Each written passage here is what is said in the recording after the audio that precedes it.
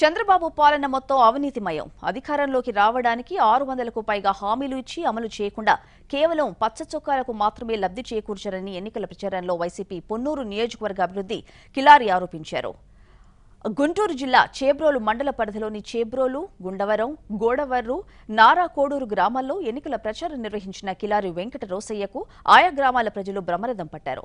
రాజన్న రాజ్యం రావాలన్నా, అన్ని పథకాలు ప్రజలకు అందాలన్నా మీ అమూల్యమైన ఓటును ఫ్యాన్ గుర్తుపై వేసి జగన్మోహన్ రెడ్డిని పొన్నూరు నియోజకవర్గంలో తనను గెలిపించాలని కోరారు. మీ అందరికీ తెలుసు, రేపు ఏప్రిల్ 11వ తారీఖు జరగబోయే ఎన్నికల్లో పొన్నూరు శాసనసభ నుంచి మరి వైఎస్ జగన్మోహన్ రెడ్డి గారు మీ వాళ్ళందరూ ఉన్నారు, నువ్వు వెళ్ళి అక్కడికి వెళ్ళి పోటీ చేయని చెప్పడం వల్ల నేను పొన్నూరు నియోజకవర్గం వచ్చి పోటీ చేస్తా ఉన్నా. జగన్మోహన్ రెడ్డి గారి ఆశీస్సులతో ఈరోజు పొన్నూరు నియోజకవర్గంలో మీ అందరికీ తోడుగా, నీడుగా, మద్దతుగా ఎల్లప్పుడూ నేను ఉంటానని చెప్పి సందర్భంగా మీ అందరూ కూడా తెలియజేస్తా ఉన్నా. గుండూరు గ్రామ ప్రజలందరికీ కూడా నేను ఒకటే చెప్తా ఉన్నా, పొన్నూరు నియోజకవర్గంలో 5 పర్యాలు గెలిచి ఈ నియోజకవర్గ అభివృద్ధికి ఎక్కడా కూడా చూపించలేని వైనం. ఈ నియోజకవర్గంలో అభివృద్ధి ఏదన్నా చేస్తుంటే శాసనసభ్యులు తన స్వలాభం కోసం తన సొంత మనుషుల పేరుతోనే అభివృద్ధి చేసుకున్నాడే తప్ప ఈ నియోజకవర్గంలోని ప్రజలందరికీ, రైతాంగం ముఖ్యంగా ఎవరికి కూడా ఎక్కడా కూడా ఉపయోగపడలేదనేది కూడా మీ అందరికీ కూడా తెలుసు.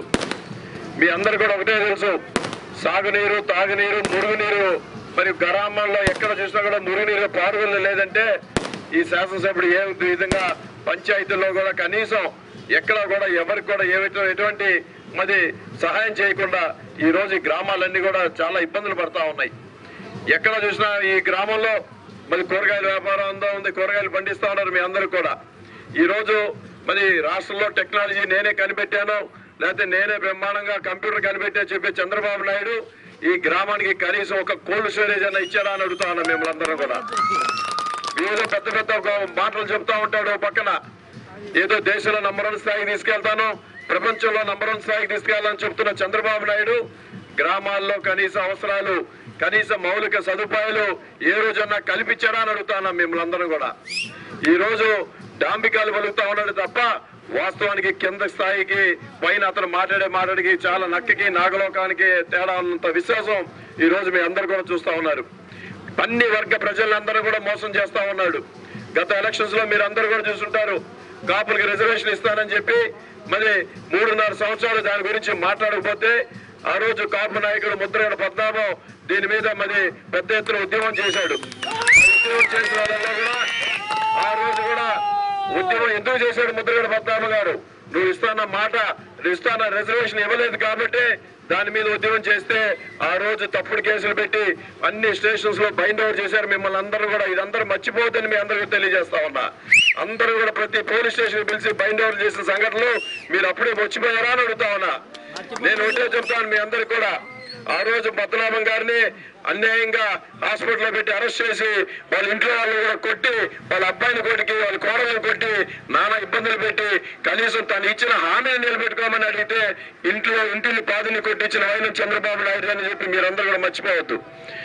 మరి మంజునాథ కమిషన్ వేస్తామని చెప్పి ఆ రోజు ప్రజలందరూ, ఈ రాష్ట్ర ప్రజలందరూ కూడా మోసం చేసిన ఆయన మీ అందరూ కూడా తెలిసి ఉంటుంది. మంజునాథ కమిషన్ వేసి దాన్ని సంవత్సరాల పాటు సాగించి దాని రిపోర్ట్ ఈ రోజు కూడా బయట పెట్టలేదంటే చంద్రబాబు నాయుడు ఒక ఉద్దేశం మీరు ఈ పార్టీ గమనించే ఉంటారని చెప్పి తెలియజేస్తా ఉన్నా.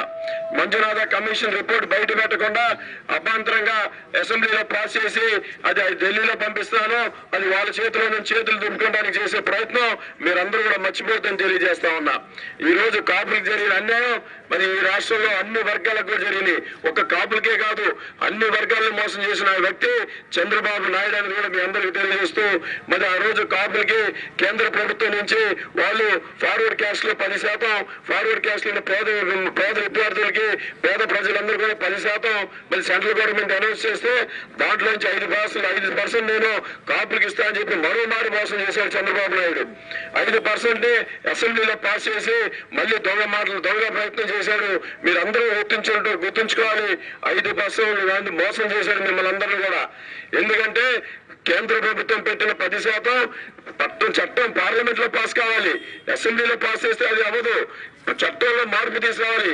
కేంద్ర ప్రభుత్వం తీసుకొచ్చిన 10% రిజర్వేషన్ అన్ని దేశంలోని అన్ని ప్రధాన కులాల్లో అట్టడుగు స్థాయిలో ఉన్న ప్రజలకు మాత్రమే తప్ప ఒక్క కాపులకే కాదని కూడా కేంద్ర ప్రభుత్వం తీర్మానించింది, కేంద్ర ప్రభుత్వం వెలిపించింది.